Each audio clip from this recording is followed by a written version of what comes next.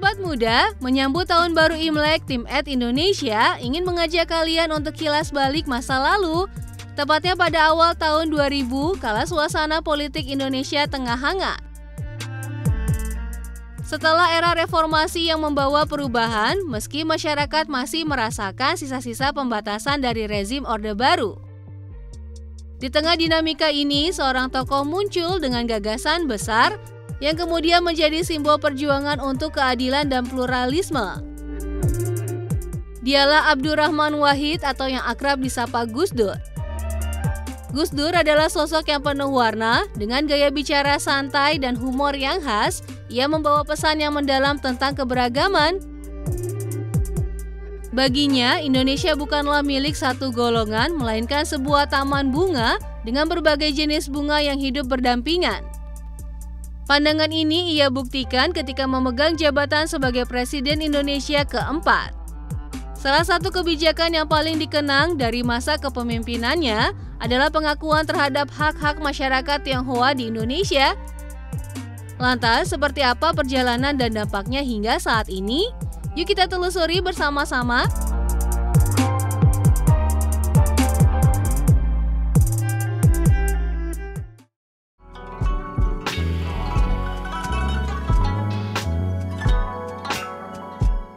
Sobat muda, di masa Orde Baru, masyarakat Tionghoa hidup dalam tekanan.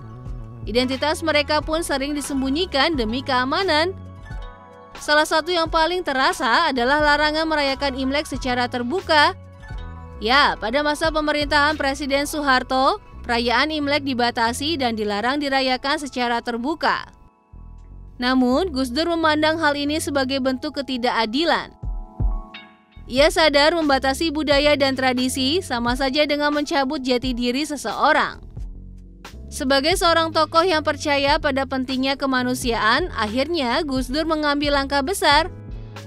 Pada tahun 2000, Gus Dur mencabut Instruksi Presiden Nomor 4 tahun 1967. Sebuah aturan yang selama puluhan tahun melarang ekspresi budaya Tionghoa di Indonesia. Tidak hanya itu, Gus Dur juga menetapkan Imlek sebagai hari libur fakultatif yang kemudian diresmikan menjadi hari libur nasional di masa pemerintahan Presiden Megawati Soekarno Putri.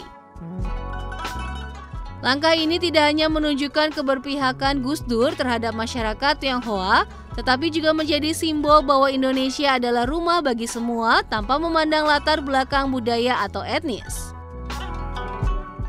Kebijakan ini bukan sekedar perubahan aturan, melainkan bentuk pengakuan yang sudah lama didambakan masyarakat Tionghoa.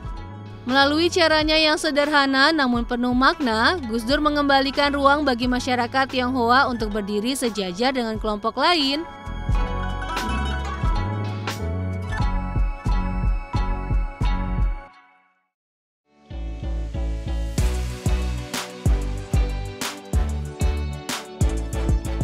Sobat muda, langkah Gus Dur tentu tidak lepas dari kritik.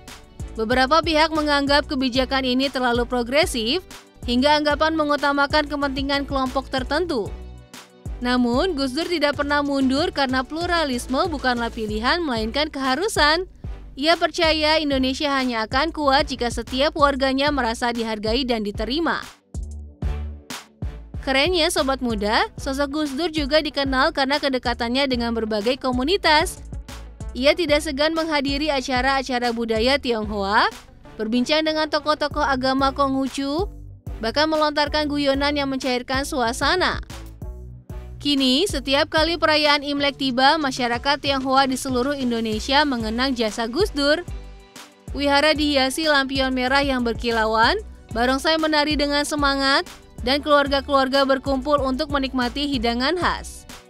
Semua ini terjadi atas keberanian seorang Gus Dur yang melangkah melampaui batas-batas yang ada. Warisan Gus Dur sebagai bapak pluralisme Indonesia tidak hanya terasa di kalangan masyarakat Tionghoa. Kebijakannya mengajarkan seluruh bangsa bahwa keberagaman adalah bagian tak terpisahkan dari identitas Indonesia. Meskipun kini Gus Dur telah tiada, semangatnya terus hidup. Ia menginspirasi generasi baru untuk melanjutkan perjuangannya. Sosok Gus Dur juga memberi harapan bahwa Indonesia yang damai dan penuh toleransi bisa kita wujudkan bersama. Seperti yang sering ia katakan, Tidak penting apa agama atau sukumu, kalau kamu bisa melakukan sesuatu yang baik untuk semua orang, orang tidak akan pernah tanya apa agamamu. Warisan Gus Dur akan terus hidup menjadi inspirasi bagi kita semua untuk membangun Indonesia yang lebih adil, harmonis, dan penuh cinta kasih. Nah, sobat muda, itu tadi informasi seputar Bapak Pluralisme kita. Semoga kita sebagai generasi penerus bisa terus menjaga keutuhan bangsa dan tidak mudah dipecah belah ya. Sampai jumpa minggu depan.